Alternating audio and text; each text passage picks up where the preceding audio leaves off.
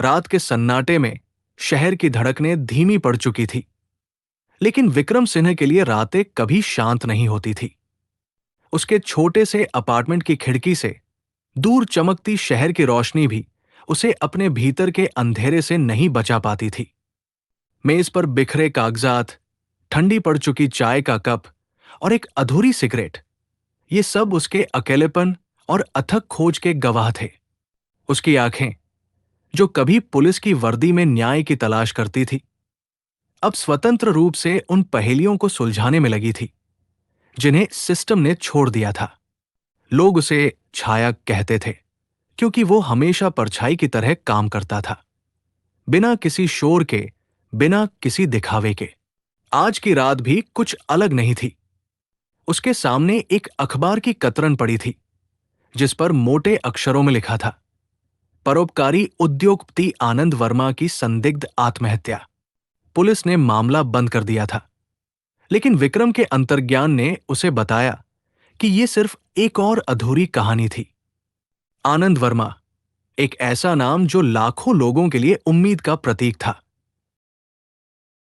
एक ऐसा व्यक्ति जो अपने उम्मीद नामक प्रोजेक्ट से देश के गरीब किसानों की जिंदगी बदलने वाला था। ऐसे व्यक्ति का अचानक आत्महत्या कर लेना विक्रम के लिए हजम होने वाली बात नहीं थी। उसके दिमाग में सवालों का एक बवंडर उठ रहा था। उसने धीरे से सिगरेट सुलगाई, धुएं का एक गहरा कश लिया और अपनी आंखें बंद कर ली। अतीत की एक धुंधली तस्वीर उसकी आंखों के सामने तैर गई। उसकी छोटी बहन हंसती हुई, खिलखिलाती हुई। उसकी मौत भी एक रहस्य थी, एक ऐसा घाव जो कभी नहीं भरा। हर नया मामला, हर अनसुलझी पहेली उसे अपनी बहन के करीब ले जाती थी, जैसे वो उसके लिए न्याय की तलाश कर रहा हो। आनंद वर्मा का मामला भी कुछ ऐसा ही महसूस हो रहा था। सुबह की पहली किरणें अभी क्षितिज पर नहीं उभरी थी जब विक्रम ने अपना लैपटॉप खोला। एक गुमनाम ईमेल उसके इनबॉक्स में पड़ा था। विषय था, आनंद वर्मा आत्महत्या नहीं, हत्या। ईमेल में कोई नाम नहीं था, कोई पता नहीं था, बस कुछ अस्पष्ट संकेत थे और एक पता, शहर के बाहरी इलाके में आनंद वर्मा का फार्म हाउस।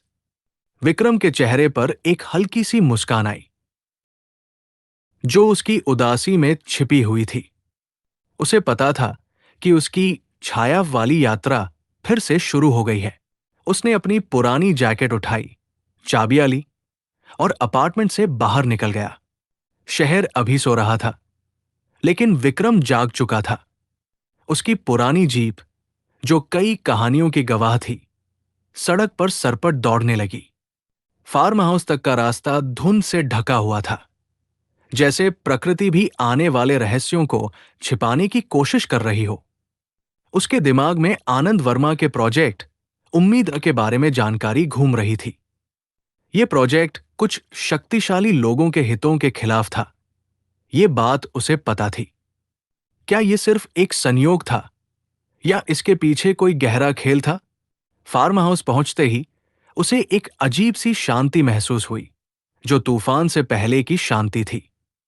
पुलिस की सील अभी भी दरवाजे पर लगी थी, लेकिन विक्रम जानता था कि कानून की आंखें अक्सर उन चीजों को नहीं देख पाती जो छाया देख सकती है। उसने सावधानी से सील तोड़ी और अंदर कदम रखा। हवा में अभी भी मौत की गंध घुली हुई थी और हर कोने में एक अनकही कहानी छिपी हुई थी। आनंद वर्मा का आलीशान लिविंग रूम, जहां कभी खुशियां गूंजती होंगी, अब एक खामोश गवाह था। बिखरे हुए कागजात, एक टूटी हुई तस्वीर और एक खाली शराब की बोतल। पुलिस के लिए ये सिर्फ आत्महत्या के सबूत थे, लेकिन विक्रम के लिए ये पहेली के टुकड़े थे।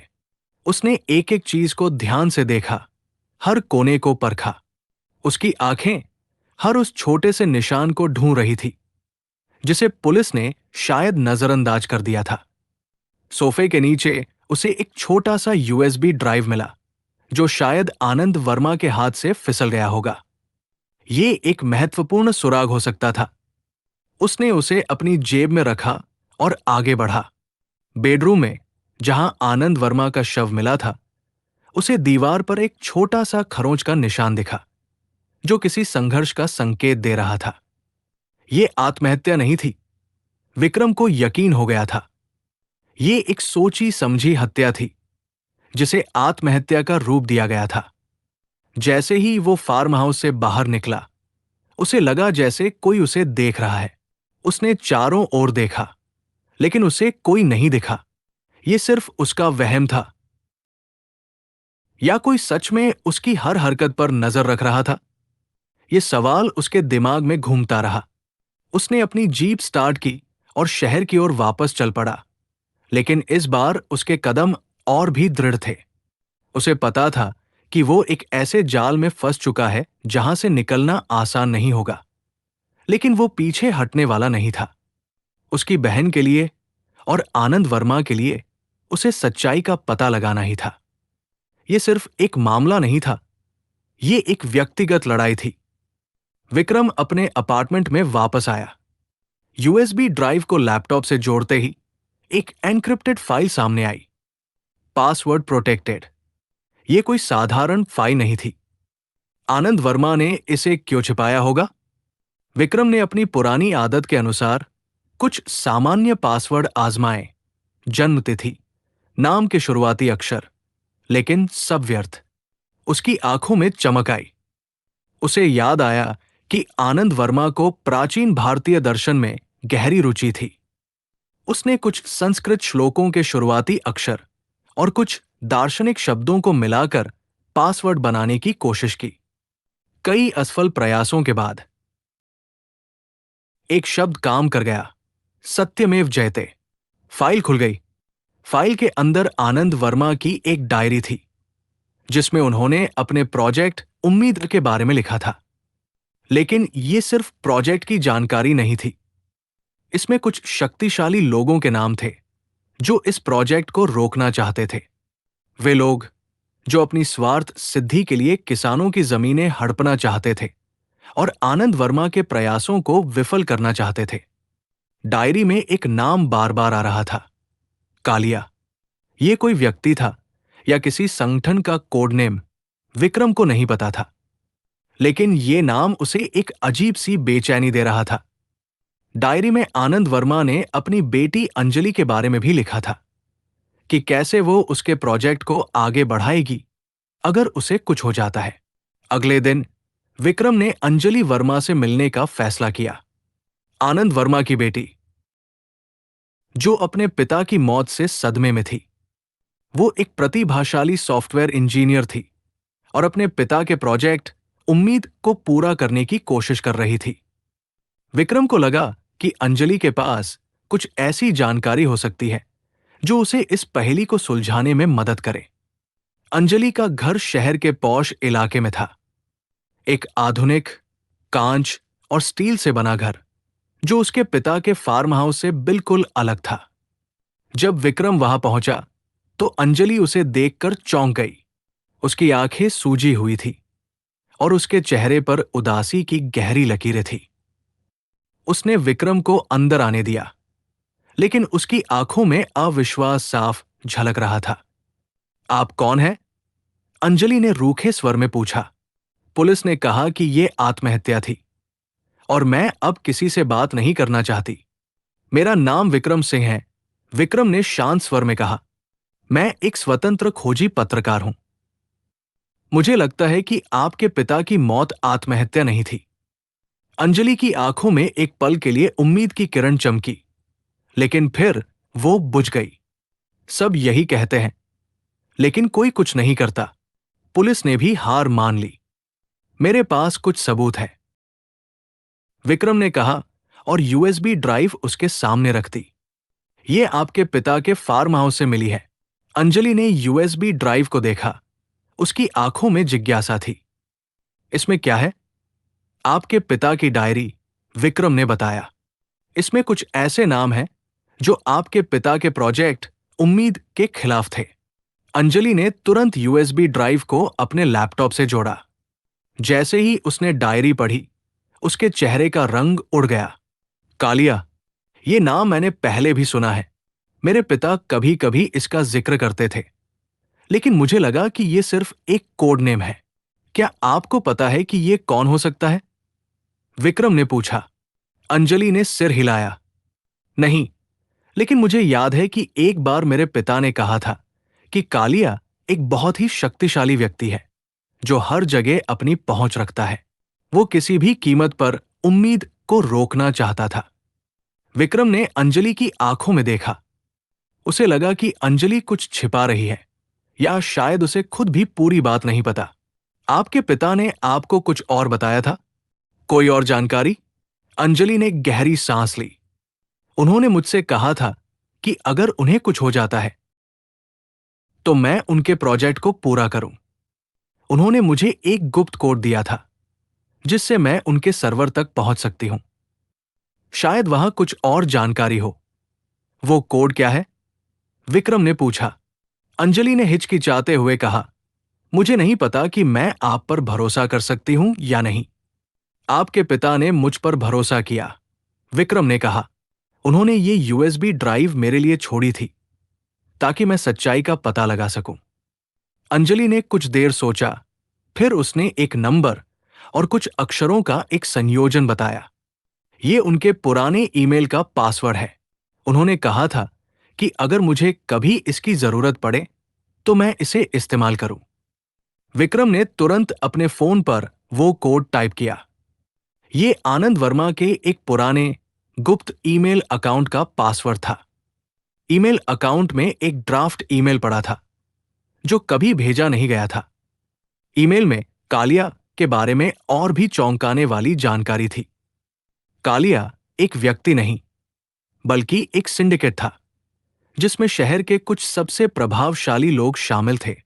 एक राजनेता, एक बिल्डर और एक मीडिया मुगल। वे सब मिलकर आनंद वर्मा के प्रोजेक्ट को रोकना चाहते थे क्योंकि ये उनके अवैध धंधों के रास्ते में आ रहा था। ईमेल में एक बैठक का जिक्र था जो आनंद वर्मा की मौत से ठीक एक रात पहले हुई थी।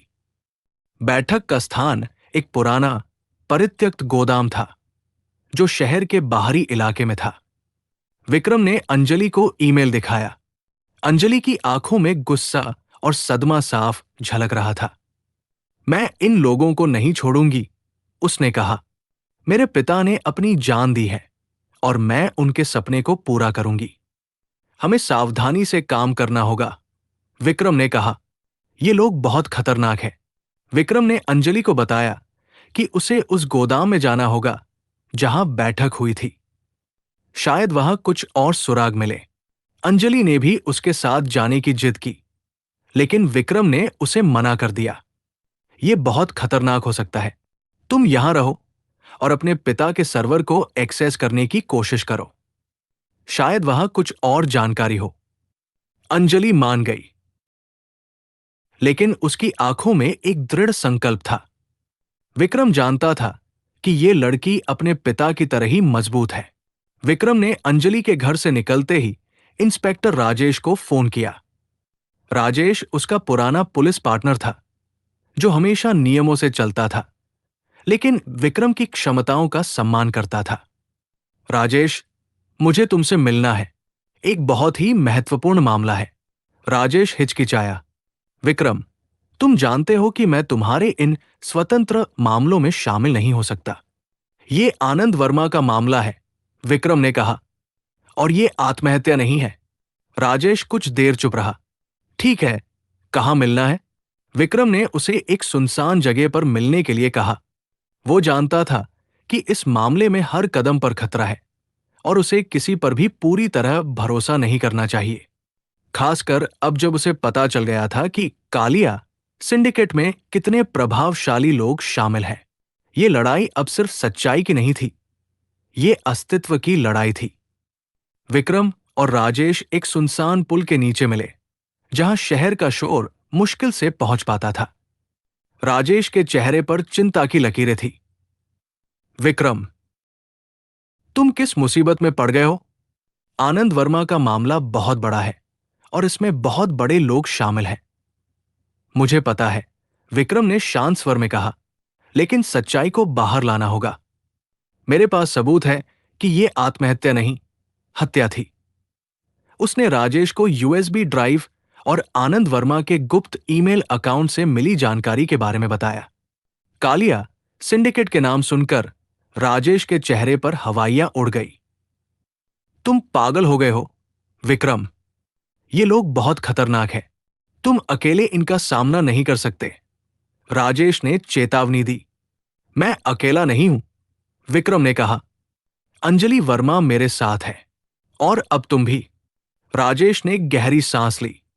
ठीक है, लेकिन हमें बहुत सावधानी से काम करना होगा। इन लोगों की पहुंच बहुत ऊपर तक है। विक्रम ने राजेश को उस परित्यक्त गोदाम के बारे में बताया जहां आनंद वर्मा की मौत से पहले बैठक हुई थी। मुझे वहां जाना होगा, शायद कुछ और सुराग मिले।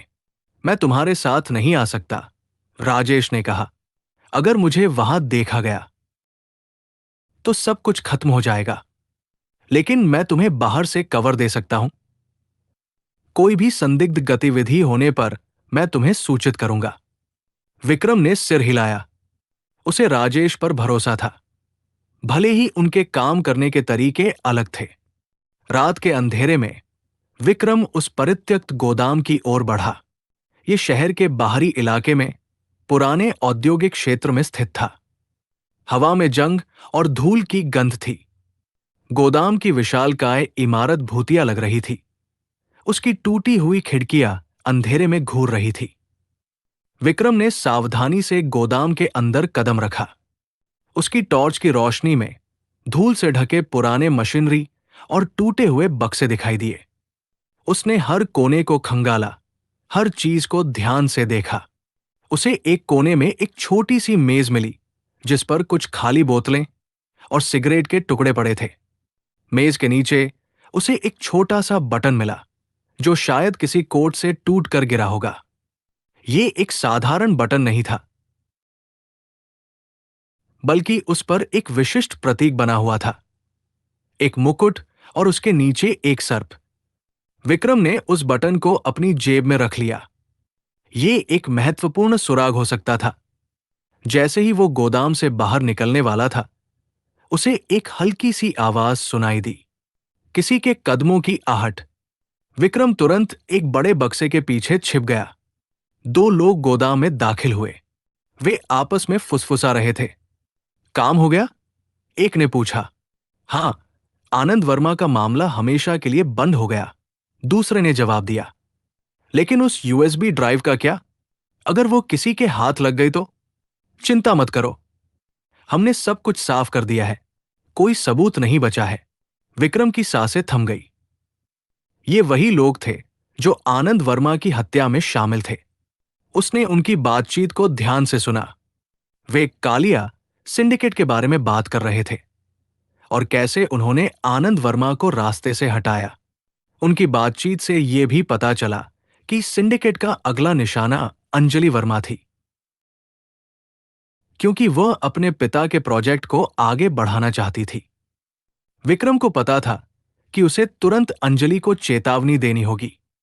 जैसे ही वे दोनों आदमी गोदाम से बाहर निकले, विक्रम ने राजेश को फोन किया। राजेश, अंजलि खतरे में है, वे उसे निशाना बनाने वाले हैं। क्या? मैं तुरंत पुलिस भेजता हूं, राजेश ने कहा।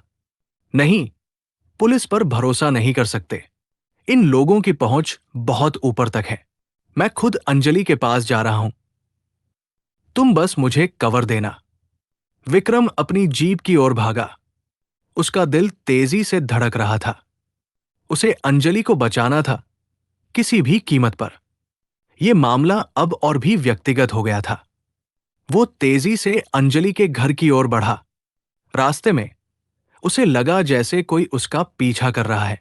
उसने पीछे मुड़कर देखा, लेकिन उसे कोई नहीं दिखा। यह सिर्फ उसका वहम था, या कालिया सिंडिकेट के लोग उस पर नजर रख रहे थे। उसने अपनी गति बढ़ा दी। जब वो अंजलि के घर पहुंचा तो उसने देखा कि घर के बाहर एक काली गाड़ी खड़ी थी। विक्रम तुरंत समझ गया कि वो देर हो चुका है। उसने अपनी जीप को दूर पार किया और सावधानी से घर की ओर बढ़ा। घर का दरवाजा खुला हुआ था। अंदर से चीखने की आवाजें आ रही थी। विक्रम ने दरवाजा खोला और अंदर दाखिल हुआ। लिविंग रूम में दो नकाबपोश आदमी अंजलि को पकड़े हुए थे। अंजलि संघर्ष कर रही थी, लेकिन वे बहुत मजबूत थे। विक्रम ने बिना सोचे समझे उन पर हमला कर दिया। एक आदमी को उसने जोरदार मुक्का मारा, जिससे वो लड़खड़ा गया। दूसरे आदमी ने चाकू निकाला और विक्रम पर हमला करने की कोशिश की। विक्रम ने फुर्ती से वार को रोका और उसे जमीन पर गिरा दिया। दोनों आदमियों के साथ उसकी जोरदार लड़ाई हुई। विक्रम ने अपनी पुलिस ट्रेनिंग का पूरा इस्तेमाल किया। उसने उन्हें मार गिराया, लेकिन इस प्रक्रिया में उसे भी कुछ चोटें आई। जब उसने नकाबपोश आदमियों के नकाब हटाए, तो वो चौंक गया। ये वही दो आदमी थे जिन्हें उसने गोदाम में देखा था। अंजलि डरी हुई थी, लेकिन सुरक्षित थी। विक्रम, तुमने मेरी जान बचाई, उसने कहा। अभी खतरा टला नहीं है। विक्रम ने कहा, हमें यहां से निकलना होगा। ये लोग तुम्हें ढूंढते हुए यहां तक पहुंच गए हैं। विक्रम ने राजेश को फोन किया। राजेश, मैंने उन लोगों को पकड़ लिया है, लेकिन हमें यहां से निकलना होगा। वे अंजलि को मारना चाहते हैं। मैं रास्ते में हूं, राजेश ने कहा। तुम दोनों को सुरक्षित जगह पर ले जाने की व्यवस्था कर रहा हूं। विक्रम ने अंजलि को अपनी जीप में बिठाया और वे तेजी से वहां से निकल गए। शहर की सड़कें रात के अंधेरे में एक भूल भुलैया लग रही थी। विक्रम को पता था कि कालिया सिंडिकेट के लोग उन्हें हर जगह ढूंढ रहे होंगे। उन्हें एक ऐसी जगह छिपना होगा जहां कोई उन्हें ढूंढ न सके। अंजलि ने अपने पिता के सर्वर के बारे में बताया। मेरे पिता ने एक गुप्त सर्वर बनाया था, जो किसी को नहीं पता। उसमें उनके प्रोजेक्ट उम्मीद से जुड़ी सारी जानकारी है, और शायद कालिया सिंडिकेट के बारे में भी। हमें उस सर्वर तक पहुंचना होगा, विक्रम ने कहा।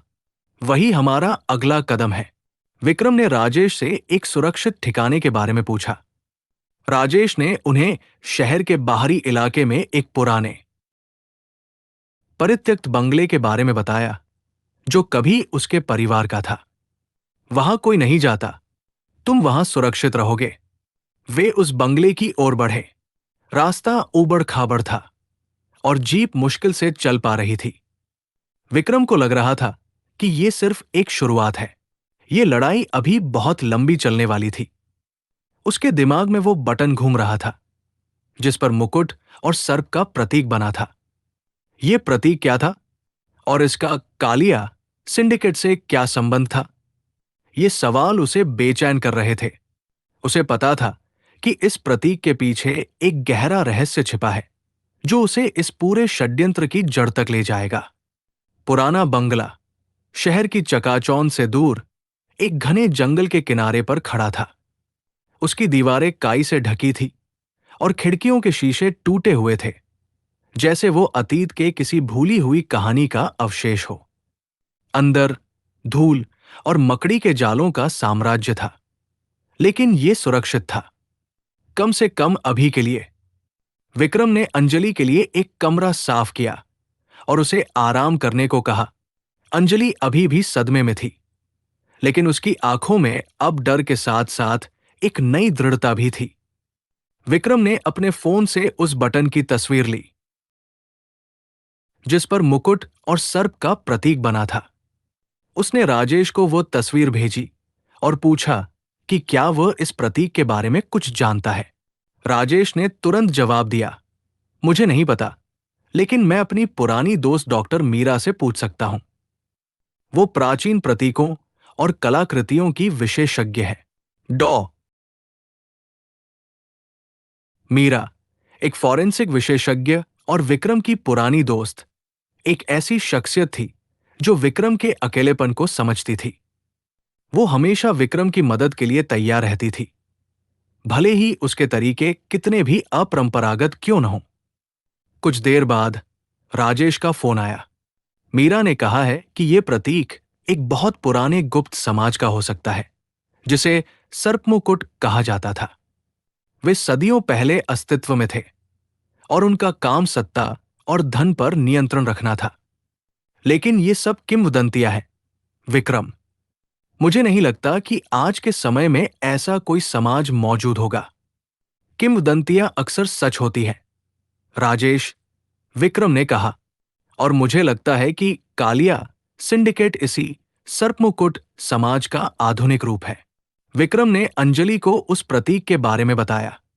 अंजलि ने ध्यान से सुना और फिर बोली, मेरे पिता की लाइब्रेरी में कुछ पुरानी किताबें थी जिनमें प्राचीन समाजों और प्रतीकों के बारे में लिखा था। शायद उनमें कुछ और जानकारी मिल जाए। लेकिन हम वहां कैसे जाएंगे?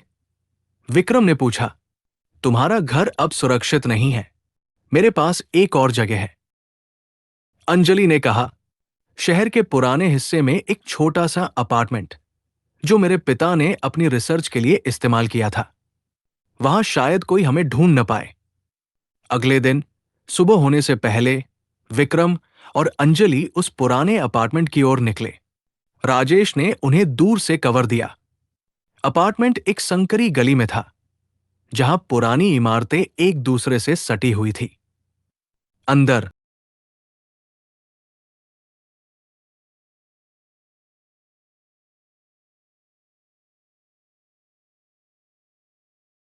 रात के सन्नाटे में शहर की धड़कनें धीमी पड़ चुकी थी।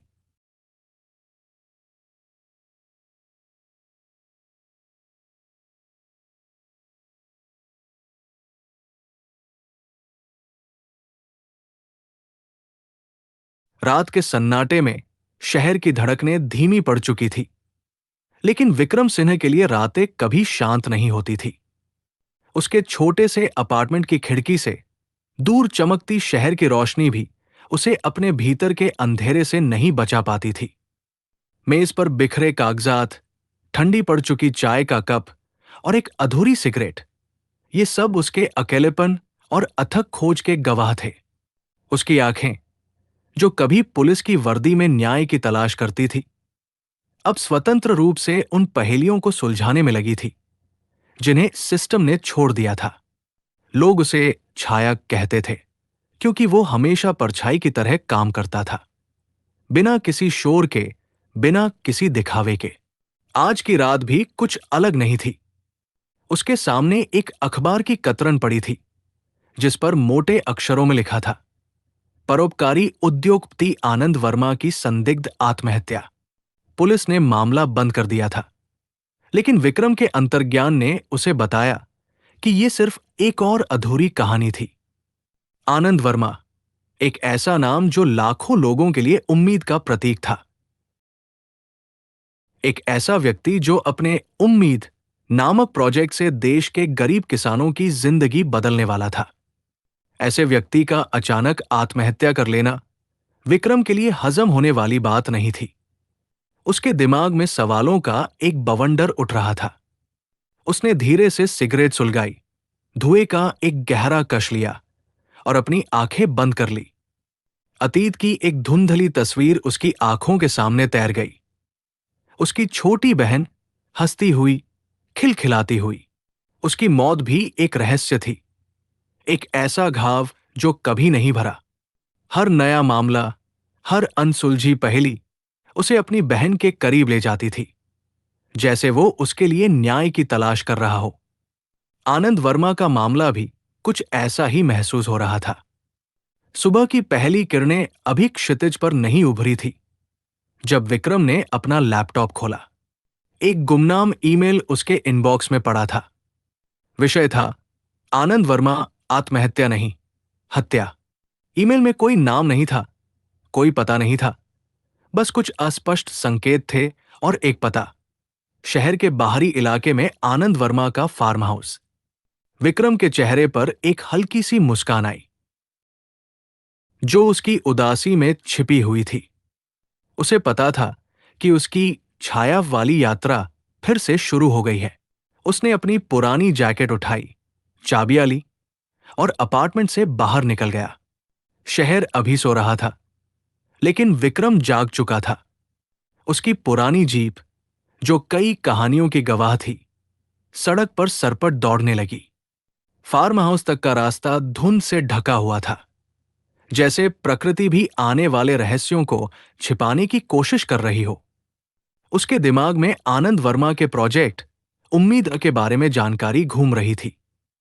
यह प्रोजेक्ट कुछ शक्तिशाली लोगों के हितों के खिलाफ था, यह बात उसे पता थी। क्या यह सिर्फ एक संयोग था या इसके पीछे कोई गहरा खेल था?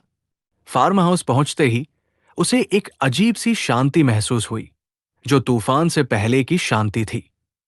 पुलिस की सील अभी भी दरवाजे पर लगी थी, लेकिन विक्रम जानता था कि कानून की आंखें अक्सर उन चीजों को नहीं देख पाती जो छाया देख सकती है। उसने सावधानी से सील तोड़ी और अंदर कदम रखा। हवा में अभी भी मौत की गंध घुली हुई थी और हर कोने में एक अनकही कहानी छिपी हुई थी। आनंद वर्मा का आलीशान लिविंग रूम, जहां कभी खुशियां गूंजती होंगी, अब एक खामोश गवाह था।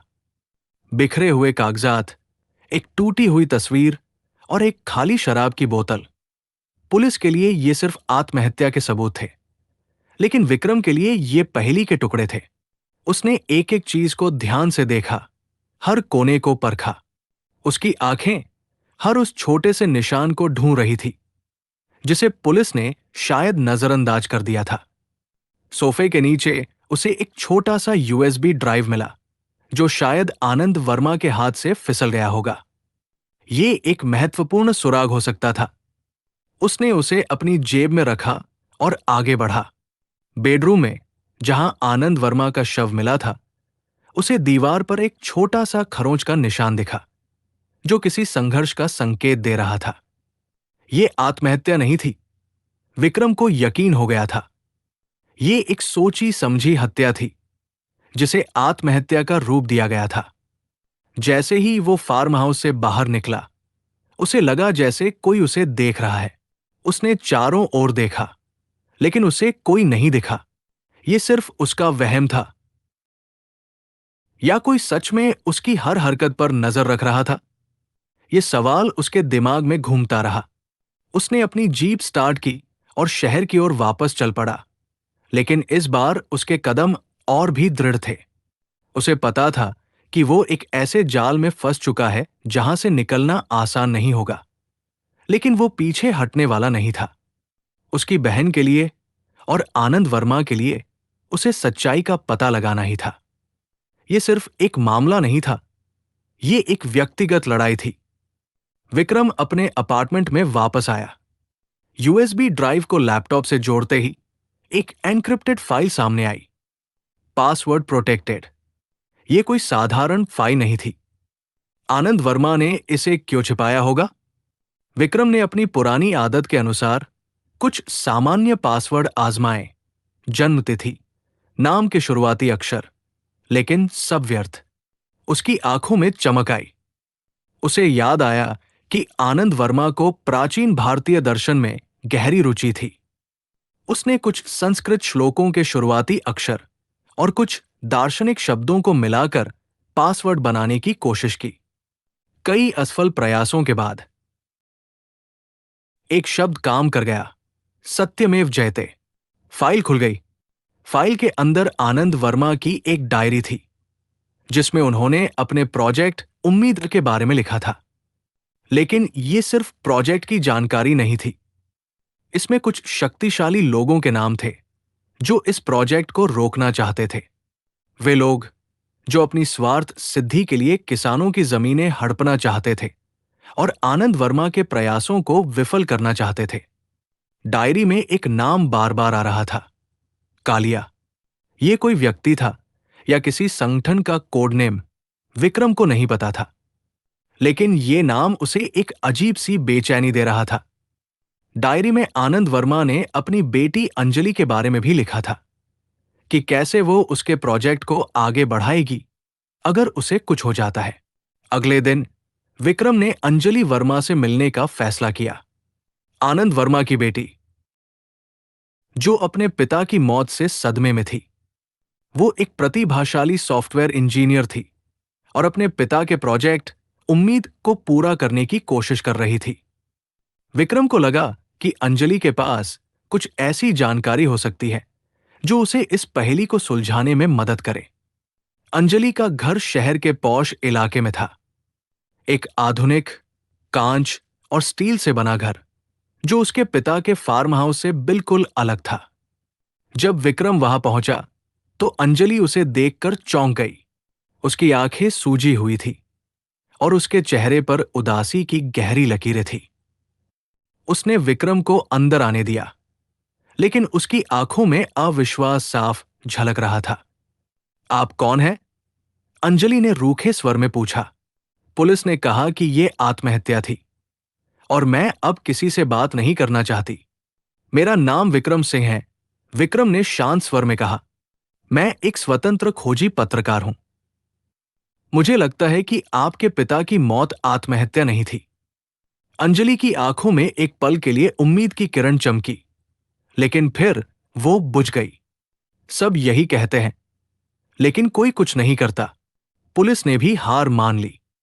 मेरे पास कुछ सबूत है, विक्रम ने कहा और यूएसबी ड्राइव उसके सामने रख दी। ये आपके पिता के फार्म हाउस से मिली है। अंजलि ने यूएसबी ड्राइव को देखा। उसकी आंखों में जिज्ञासा थी। इसमें क्या है? आपके पिता की डायरी, विक्रम ने बताया। इसमें कुछ ऐसे नाम हैं जो आपके पिता के प्रोजेक्ट उम्मीद के खिलाफ थे। अंजलि ने तुरंत यूएसबी ड्राइव को अपने लैपटॉप से जोड़ा। जैसे ही उसने डायरी पढ़ी, उसके चेहरे का रंग उड़ गया।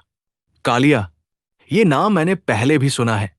मेरे पिता कभी कभी इसका जिक्र करते थे, लेकिन मुझे लगा कि यह सिर्फ एक कोड नेम है। क्या आपको पता है कि यह कौन हो सकता है? विक्रम ने पूछा। अंजलि ने सिर हिलाया। नहीं, लेकिन मुझे याद है कि एक बार मेरे पिता ने कहा था कि कालिया एक बहुत ही शक्तिशाली व्यक्ति है, जो हर जगह अपनी पहुंच रखता है। वो किसी भी कीमत पर उम्मीद को रोकना चाहता था। विक्रम ने अंजलि की आंखों में देखा। उसे लगा कि अंजलि कुछ छिपा रही है, या शायद उसे खुद भी पूरी बात नहीं पता। आपके पिता ने आपको कुछ और बताया था? कोई और जानकारी? अंजलि ने गहरी सांस ली। उन्होंने मुझसे कहा था कि अगर उन्हें कुछ हो जाता है तो मैं उनके प्रोजेक्ट को पूरा करूं। उन्होंने मुझे एक गुप्त कोड दिया था, जिससे मैं उनके सर्वर तक पहुंच सकती हूं। शायद वहां कुछ और जानकारी हो। वो कोड क्या है? विक्रम ने पूछा। अंजलि ने हिचकिचाते हुए कहा, मुझे नहीं पता कि मैं आप पर भरोसा कर सकती हूं या नहीं। आपके पिता ने मुझ पर भरोसा किया, विक्रम ने कहा। उन्होंने ये यूएसबी ड्राइव मेरे लिए छोड़ी थी, ताकि मैं सच्चाई का पता लगा सकूं। अंजलि ने कुछ देर सोचा, फिर उसने एक नंबर और कुछ अक्षरों का एक संयोजन बताया। ये उनके पुराने ईमेल का पासवर्ड है। उन्होंने कहा था कि अगर मुझे कभी इसकी जरूरत पड़े तो मैं इसे इस्तेमाल करूं। विक्रम ने तुरंत अपने फोन पर वो कोड टाइप किया। ये आनंद वर्मा के एक पुराने गुप्त ईमेल अकाउंट का पासवर्ड था। ईमेल अकाउंट में एक ड्राफ्ट ईमेल पड़ा था, जो कभी भेजा नहीं गया था। ईमेल में कालिया के बारे में और भी चौंकाने वाली जानकारी थी। कालिया एक व्यक्ति नहीं, बल्कि एक सिंडिकेट था, जिसमें शहर के कुछ सबसे प्रभावशाली लोग शामिल थे। एक राजनेता, एक बिल्डर और एक मीडिया मुगल। वे सब मिलकर आनंद वर्मा के प्रोजेक्ट को रोकना चाहते थे, क्योंकि ये उनके अवैध धंधों के रास्ते में आ रहा था। ईमेल में एक बैठक का जिक्र था, जो आनंद वर्मा की मौत से ठीक एक रात पहले हुई थी। बैठक का स्थान एक पुराना परित्यक्त गोदाम था, जो शहर के बाहरी इलाके में था। विक्रम ने अंजलि को ईमेल दिखाया। अंजलि की आंखों में गुस्सा और सदमा साफ झलक रहा था। मैं इन लोगों को नहीं छोड़ूंगी, उसने कहा। मेरे पिता ने अपनी जान दी है और मैं उनके सपने को पूरा करूंगी। हमें सावधानी से काम करना होगा, विक्रम ने कहा। ये लोग बहुत खतरनाक हैं। विक्रम ने अंजलि को बताया कि उसे उस गोदाम में जाना होगा जहां बैठक हुई थी। शायद वहां कुछ और सुराग मिले। अंजलि ने भी उसके साथ जाने की जिद की, लेकिन विक्रम ने उसे मना कर दिया। यह बहुत खतरनाक हो सकता है। तुम यहां रहो और अपने पिता के सर्वर को एक्सेस करने की कोशिश करो। शायद वहां कुछ और जानकारी हो। अंजलि मान गई, लेकिन उसकी आंखों में एक दृढ़ संकल्प था। विक्रम जानता था कि ये लड़की अपने पिता की तरह ही मजबूत है। विक्रम ने अंजलि के घर से निकलते ही इंस्पेक्टर राजेश को फोन किया। राजेश उसका पुराना पुलिस पार्टनर था, जो हमेशा नियमों से चलता था, लेकिन विक्रम की क्षमताओं का सम्मान करता था। राजेश, मुझे तुमसे मिलना है। एक बहुत ही महत्वपूर्ण मामला है। राजेश हिचकिचाया। विक्रम, तुम जानते हो कि मैं तुम्हारे इन स्वतंत्र मामलों में शामिल नहीं हो सकता। ये आनंद वर्मा का मामला है, विक्रम ने कहा, और ये आत्महत्या नहीं है। राजेश कुछ देर चुप रहा। ठीक है, कहाँ मिलना है? विक्रम ने उसे एक सुनसान जगह पर मिलने के लिए कहा। वो जानता था कि इस मामले में हर कदम पर खतरा है और उसे किसी पर भी पूरी तरह भरोसा नहीं करना चाहिए। खासकर अब जब उसे पता चल गया था कि कालिया सिंडिकेट में कितने प्रभावशाली लोग शामिल हैं। ये लड़ाई अब सिर्फ सच्चाई की नहीं थी, ये अस्तित्व की लड़ाई थी। विक्रम और राजेश एक सुनसान पुल के नीचे मिले, जहां शहर का शोर मुश्किल से पहुंच पाता था। राजेश के चेहरे पर चिंता की लकीरें थी। विक्रम, तुम किस मुसीबत में पड़ गए हो? आनंद वर्मा का मामला बहुत बड़ा है और इसमें बहुत बड़े लोग शामिल हैं। मुझे पता है, विक्रम ने शांत स्वर में कहा, लेकिन सच्चाई को बाहर लाना होगा। मेरे पास सबूत है कि यह आत्महत्या नहीं, हत्या थी। उसने राजेश को यूएसबी ड्राइव और आनंद वर्मा के गुप्त ईमेल अकाउंट से मिली जानकारी के बारे में बताया। कालिया सिंडिकेट के नाम सुनकर राजेश के चेहरे पर हवाइयां उड़ गई। तुम पागल हो गए हो, विक्रम। ये लोग बहुत खतरनाक हैं। तुम अकेले इनका सामना नहीं कर सकते। राजेश ने चेतावनी दी। मैं अकेला नहीं हूं, विक्रम ने कहा। अंजलि वर्मा मेरे साथ है, और अब तुम भी। राजेश ने गहरी सांस ली। ठीक है, लेकिन हमें बहुत सावधानी से काम करना होगा। इन लोगों की पहुंच बहुत ऊपर तक है। विक्रम ने राजेश को उस परित्यक्त गोदाम के बारे में बताया, जहां आनंद वर्मा की मौत से पहले बैठक हुई थी। मुझे वहां जाना होगा। शायद कुछ और सुराग मिले। मैं तुम्हारे साथ नहीं आ सकता, राजेश ने कहा। अगर मुझे वहां देखा गया तो सब कुछ खत्म हो जाएगा। लेकिन मैं तुम्हें बाहर से कवर दे सकता हूं।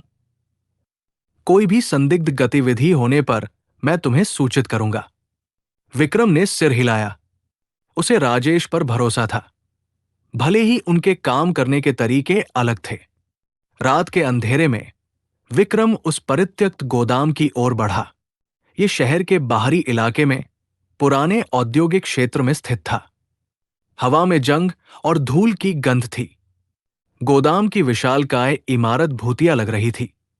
उसकी टूटी हुई खिड़कियां अंधेरे में घूर रही थी। विक्रम ने सावधानी से गोदाम के अंदर कदम रखा। उसकी टॉर्च की रोशनी में धूल से ढके पुराने मशीनरी और टूटे हुए बक्से दिखाई दिए। उसने हर कोने को खंगाला, हर चीज को ध्यान से देखा। उसे एक कोने में एक छोटी सी मेज मिली, जिस पर कुछ खाली बोतलें और सिगरेट के टुकड़े पड़े थे। मेज के नीचे उसे एक छोटा सा बटन मिला, जो शायद किसी कोट से टूट कर गिरा होगा। ये एक साधारण बटन नहीं था, बल्कि उस पर एक विशिष्ट प्रतीक बना हुआ था, एक मुकुट और उसके नीचे एक सर्प। विक्रम ने उस बटन को अपनी जेब में रख लिया। ये एक महत्वपूर्ण सुराग हो सकता था। जैसे ही वो गोदाम से बाहर निकलने वाला था, उसे एक हल्की सी आवाज सुनाई दी, किसी के कदमों की आहट। विक्रम तुरंत एक बड़े बक्से के पीछे छिप गया। दो लोग गोदाम में दाखिल हुए। वे आपस में फुसफुसा रहे थे। काम हो गया? एक ने पूछा। हां, आनंद वर्मा का मामला हमेशा के लिए बंद हो गया, दूसरे ने जवाब दिया। लेकिन उस यूएसबी ड्राइव का क्या? अगर वो किसी के हाथ लग गई तो? चिंता मत करो, हमने सब कुछ साफ कर दिया है। कोई सबूत नहीं बचा है। विक्रम की सांसें थम गई। ये वही लोग थे जो आनंद वर्मा की हत्या में शामिल थे। उसने उनकी बातचीत को ध्यान से सुना। वे कालिया सिंडिकेट के बारे में बात कर रहे थे और कैसे उन्होंने आनंद वर्मा को रास्ते से हटाया। उनकी बातचीत से यह भी पता चला कि सिंडिकेट का अगला निशाना अंजलि वर्मा थी, क्योंकि वह अपने पिता के प्रोजेक्ट को आगे बढ़ाना चाहती थी। विक्रम को पता था कि उसे तुरंत अंजलि को चेतावनी देनी होगी। जैसे ही वे दोनों आदमी गोदाम से बाहर निकले, विक्रम ने राजेश को फोन किया। राजेश, अंजलि खतरे में है। वे उसे निशाना बनाने वाले हैं। क्या? मैं तुरंत पुलिस भेजता हूं, राजेश ने कहा। नहीं, पुलिस पर भरोसा नहीं कर सकते। इन लोगों की पहुंच बहुत ऊपर तक है। मैं खुद अंजलि के पास जा रहा हूं। तुम बस मुझे कवर देना। विक्रम अपनी जीप की ओर भागा। उसका दिल तेजी से धड़क रहा था। उसे अंजलि को बचाना था, किसी भी कीमत पर। यह मामला अब और भी व्यक्तिगत हो गया था। वो तेजी से अंजलि के घर की ओर बढ़ा। रास्ते में उसे लगा जैसे कोई उसका पीछा कर रहा है। उसने पीछे मुड़कर देखा, लेकिन उसे कोई नहीं दिखा। यह सिर्फ उसका वहम था, या कालिया सिंडिकेट के लोग उस पर नजर रख रहे थे। उसने अपनी गति बढ़ा दी। जब वो अंजलि के घर पहुंचा, तो उसने देखा कि घर के बाहर एक काली गाड़ी खड़ी थी। विक्रम तुरंत समझ गया कि वो देर हो चुका है। उसने अपनी जीप को दूर पार किया और सावधानी से घर की ओर बढ़ा। घर का दरवाजा खुला हुआ था। अंदर से चीखने की आवाजें आ रही थी। विक्रम ने दरवाजा खोला और अंदर दाखिल हुआ। लिविंग रूम में दो नकाबपोश आदमी अंजलि को पकड़े हुए थे। अंजलि संघर्ष कर रही थी, लेकिन वे बहुत मजबूत थे। विक्रम ने बिना सोचे समझे उन पर हमला कर दिया। एक आदमी को उसने जोरदार मुक्का मारा, जिससे वो लड़खड़ा गया। दूसरे आदमी ने चाकू निकाला और विक्रम पर हमला करने की कोशिश की। विक्रम ने फुर्ती से वार को रोका और उसे जमीन पर गिरा दिया। दोनों आदमियों के साथ उसकी जोरदार लड़ाई हुई। विक्रम ने अपनी पुलिस ट्रेनिंग का पूरा इस्तेमाल किया। उसने उन्हें मार गिराया, लेकिन इस प्रक्रिया में उसे भी कुछ चोटें आई। जब उसने नकाबपोश आदमियों के नकाब हटाए, तो वो चौंक गया। ये वही दो आदमी थे जिन्हें उसने गोदाम में देखा था। अंजलि डरी हुई थी, लेकिन सुरक्षित थी। विक्रम, तुमने मेरी जान बचाई, उसने कहा। अभी खतरा टला नहीं है। विक्रम ने कहा, हमें यहां से निकलना होगा। ये लोग तुम्हें ढूंढते हुए यहां तक पहुंच गए हैं। विक्रम ने राजेश को फोन किया। राजेश, मैंने उन लोगों को पकड़ लिया है, लेकिन हमें यहां से निकलना होगा। वे अंजलि को मारना चाहते हैं। मैं रास्ते में हूं, राजेश ने कहा। तुम दोनों को सुरक्षित जगह पर ले जाने की व्यवस्था कर रहा हूं। विक्रम ने अंजलि को अपनी जीप में बिठाया और वे तेजी से वहां से निकल गए। शहर की सड़कें रात के अंधेरे में एक भूल भुलैया लग रही थी। विक्रम को पता था कि कालिया सिंडिकेट के लोग उन्हें हर जगह ढूंढ रहे होंगे। उन्हें एक ऐसी जगह छिपना होगा जहां कोई उन्हें ढूंढ न सके। अंजलि ने अपने पिता के सर्वर के बारे में बताया।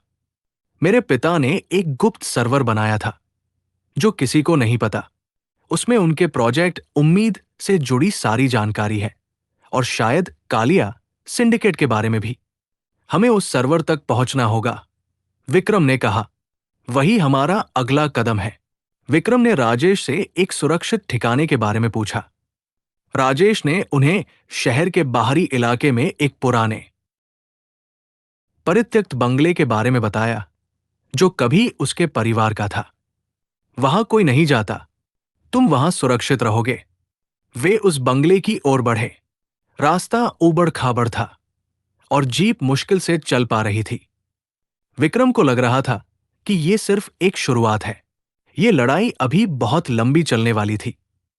उसके दिमाग में वो बटन घूम रहा था, जिस पर मुकुट और सर्प का प्रतीक बना था। ये प्रतीक क्या था, और इसका कालिया सिंडिकेट से क्या संबंध था? ये सवाल उसे बेचैन कर रहे थे।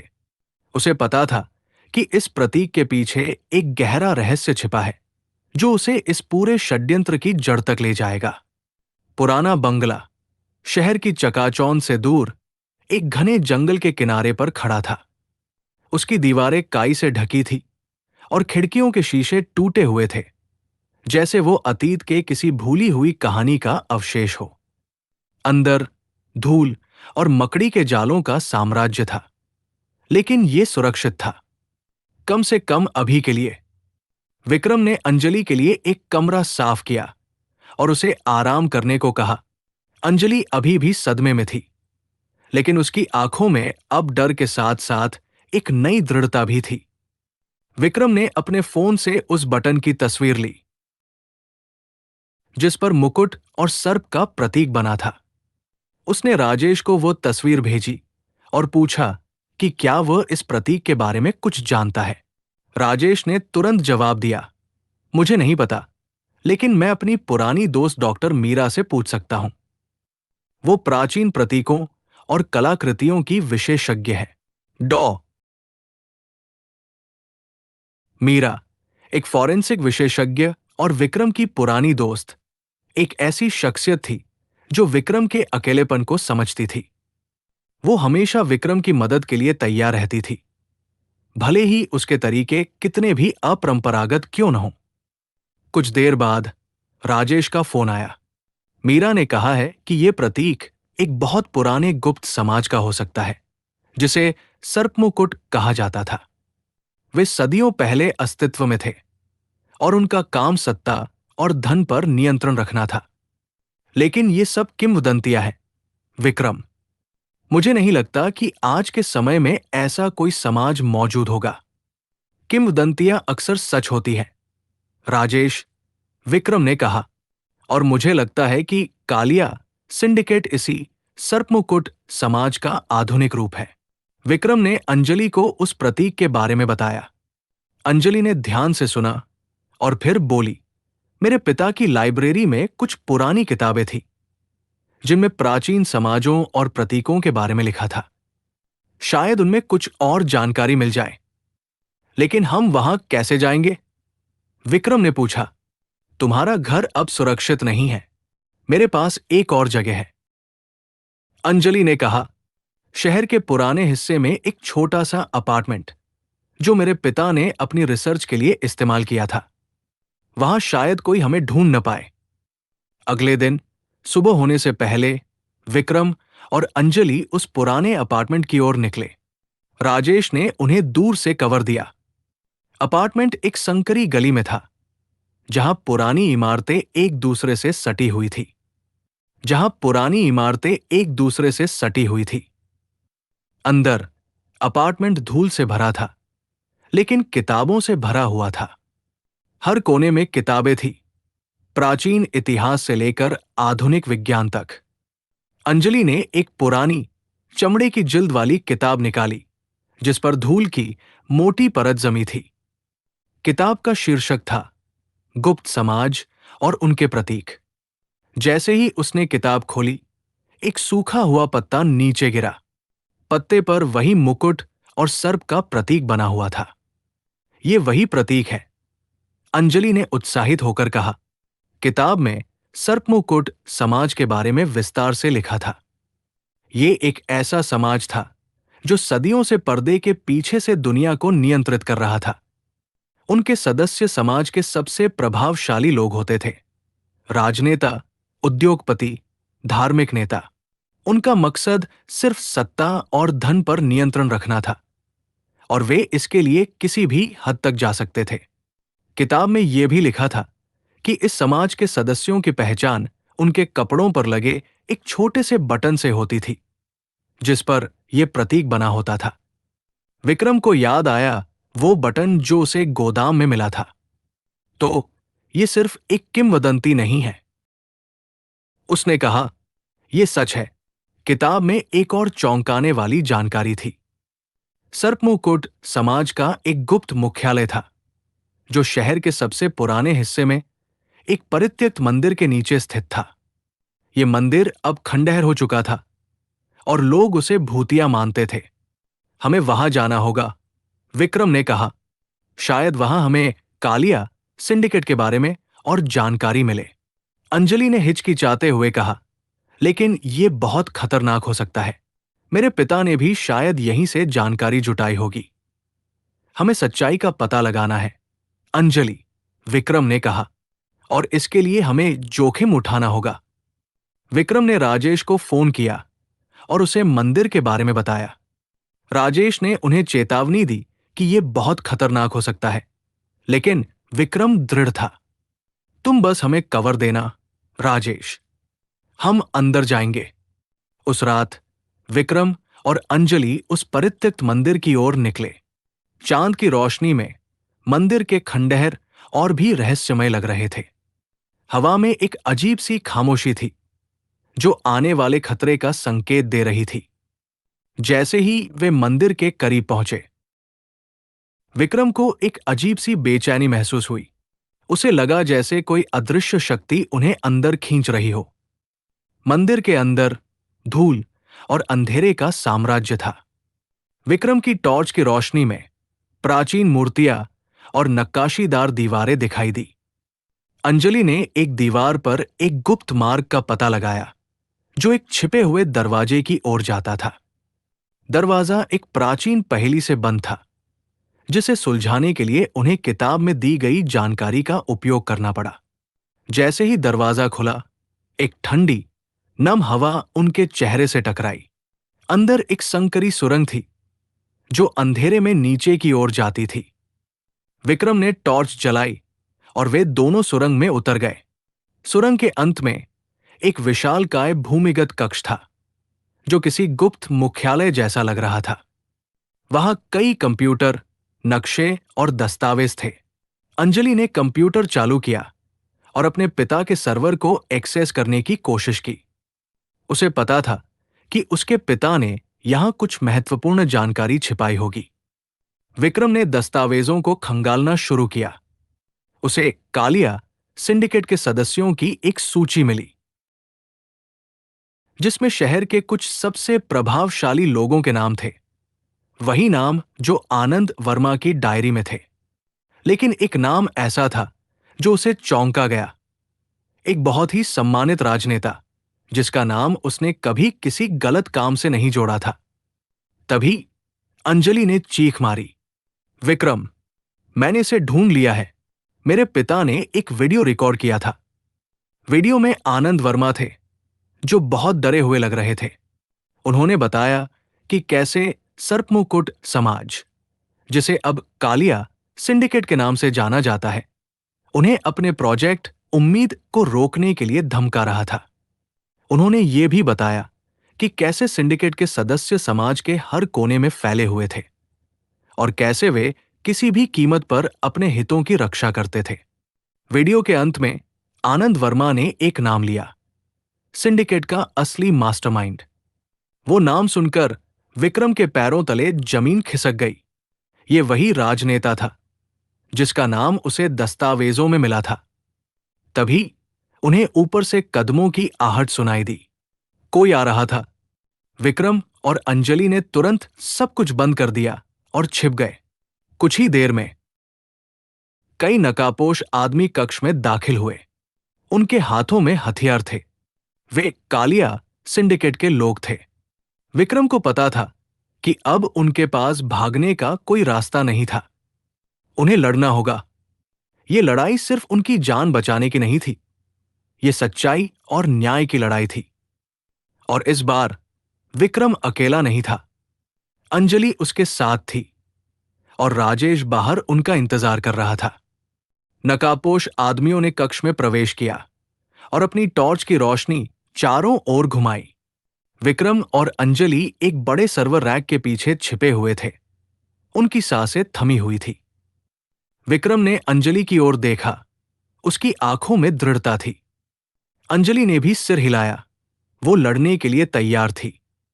कोई नहीं है यहां, एक नकाबपोश आदमी ने कहा। शायद वे भाग गए। नहीं, वे यही कहीं हैं, दूसरे ने कहा। मास्टरमाइंड ने कहा था कि वे यहां आएंगे। हमें उन्हें ढूंढना होगा। जैसे ही एक आदमी उनके करीब आया, विक्रम ने अचानक उस पर हमला कर दिया। उसने उसे जमीन पर गिरा दिया और उसकी बंदूक छीन ली। अंजलि ने भी दूसरे आदमी पर हमला किया।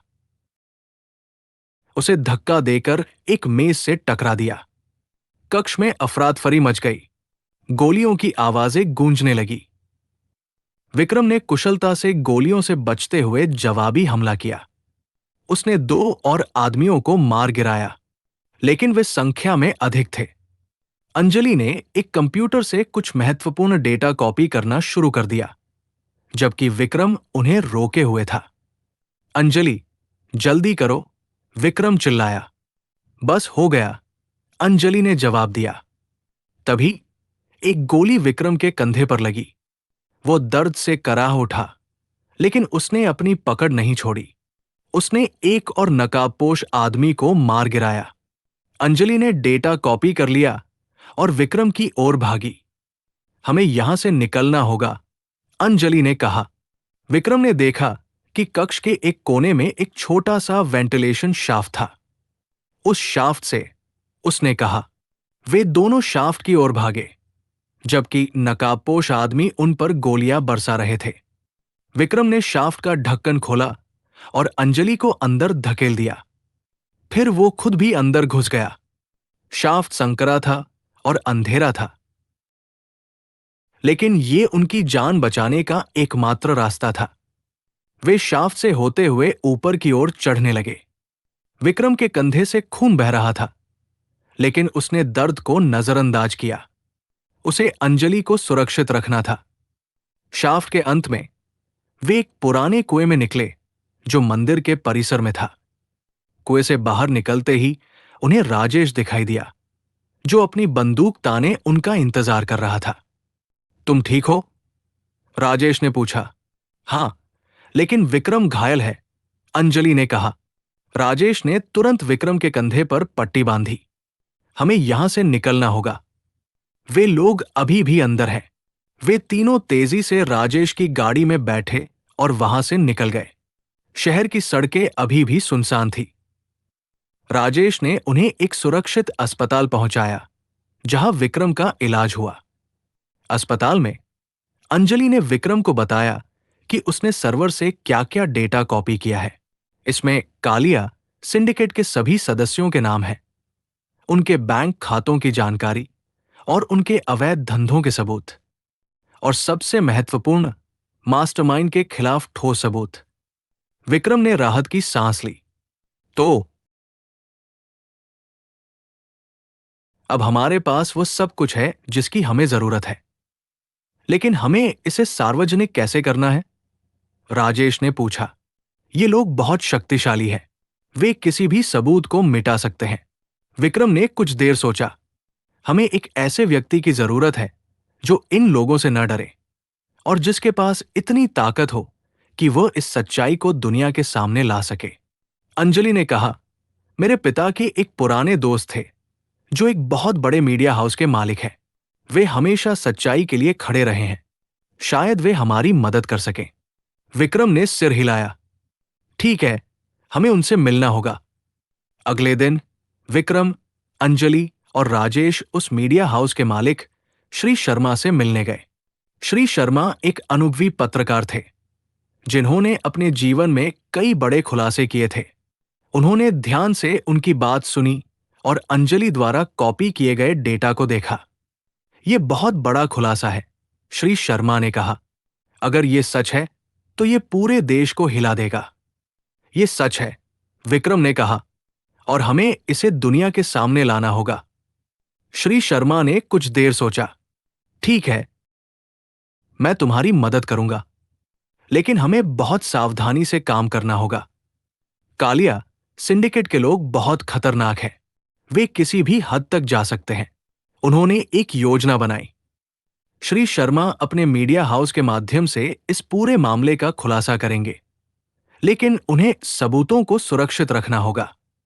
विक्रम और राजेश सबूतों को सुरक्षित स्थान पर ले जाएंगे, जबकि अंजलि श्री शर्मा के साथ रहकर उन्हें तकनीकी सहायता प्रदान करेगी।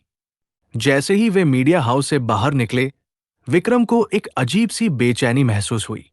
उसे लगा जैसे कोई उन्हें देख रहा है। उसने चारों ओर देखा, लेकिन उसे कोई नहीं दिखा। यह सिर्फ उसका वहम था, या कालिया सिंडिकेट के लोग अभी भी उन पर नजर रख रहे थे? विक्रम ने राजेश से कहा, हमें बहुत सावधान रहना होगा। वे लोग हमें ढूंढ रहे होंगे। राजेश ने सिर हिलाया। मुझे पता है, मैंने कुछ अतिरिक्त सुरक्षा का इंतजाम किया है। वे सबूतों को लेकर एक सुरक्षित स्थान की ओर बढ़े। रास्ते में उन्हें एक कार ने पीछा करना शुरू कर दिया। विक्रम ने तुरंत पहचान लिया कि ये कालिया सिंडिकेट के लोगों की कार थी। एक बार फिर उन्हें अपनी जान बचाने के लिए भागना पड़ा। शहर की सड़कों पर एक जोरदार पीछा शुरू हो गया। विक्रम ने अपनी जीप को तेजी से दौड़ाया, जबकि राजेश ने पीछे से उन पर गोलियां बरसा रहे आदमियों को रोकने की कोशिश की। ये एक जानलेवा खेल था, जहां हर पल मौत का खतरा मंडरा रहा था।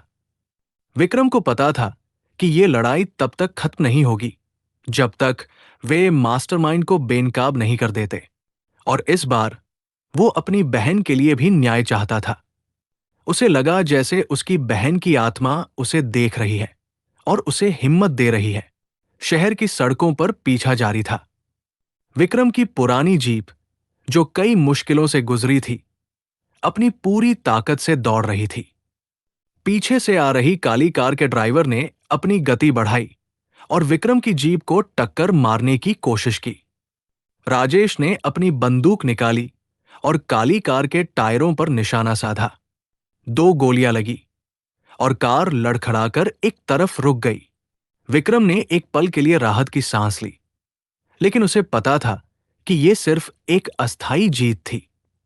वे एक सुनसान गोदाम में पहुंचे, जहां श्री शर्मा के कुछ भरोसेमंद लोग उनका इंतजार कर रहे थे। सबूतों को सुरक्षित स्थान पर रखा गया और अंजलि ने श्री शर्मा को सभी तकनीकी विवरण समझाए। विक्रम का कंधा अभी भी दर्द कर रहा था, लेकिन उसका दिमाग पूरी तरह से मास्टरमाइंड को बेनकाब करने पर केंद्रित था। हमें मास्टरमाइंड को पकड़ना होगा, विक्रम ने कहा। जब तक वो बाहर है, कोई सुरक्षित नहीं है। श्री शर्मा ने कहा, हमने उसके बारे में कुछ जानकारी जुटाई है। वो आज रात एक गुप्त बैठक में शामिल होने वाला है, जहां वो कालिया सिंडिकेट के अन्य सदस्यों से मिलेगा। हमें वहां जाना होगा, विक्रम ने कहा। यह उसे पकड़ने का सबसे अच्छा मौका है। राजेश ने हिचकिचाते हुए कहा, विक्रम, तुम घायल हो, तुम्हें आराम करना चाहिए। मेरे पास आराम करने का समय नहीं है, राजेश, विक्रम ने कहा। यह सिर्फ आनंद वर्मा का मामला नहीं है, यह मेरी बहन का भी मामला है। राजेश ने विक्रम की आंखों में देखा और समझ गया कि उसे रोकना असंभव था। ठीक है, लेकिन हम सावधानी से काम करेंगे। गुप्त बैठक शहर के सबसे पॉश होटल के एक गुप्त तहखाने में हो रही थी। विक्रम, राजेश और श्री शर्मा के कुछ लोग वहां पहुंचे। उन्होंने सावधानी से तहखाने में प्रवेश किया। अंदर एक लंबी मेज पर शहर के कुछ सबसे प्रभावशाली लोग बैठे थे।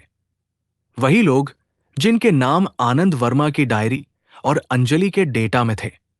और मेज के मुखिया पर बैठा था मास्टरमाइंड, वही सम्मानित राजनेता जिसकी छवि समाज में बेदाग थी। विक्रम ने एक कोने से उन्हें देखा। मास्टरमाइंड मुस्कुरा रहा था, अपनी जीत का जश्न मना रहा था।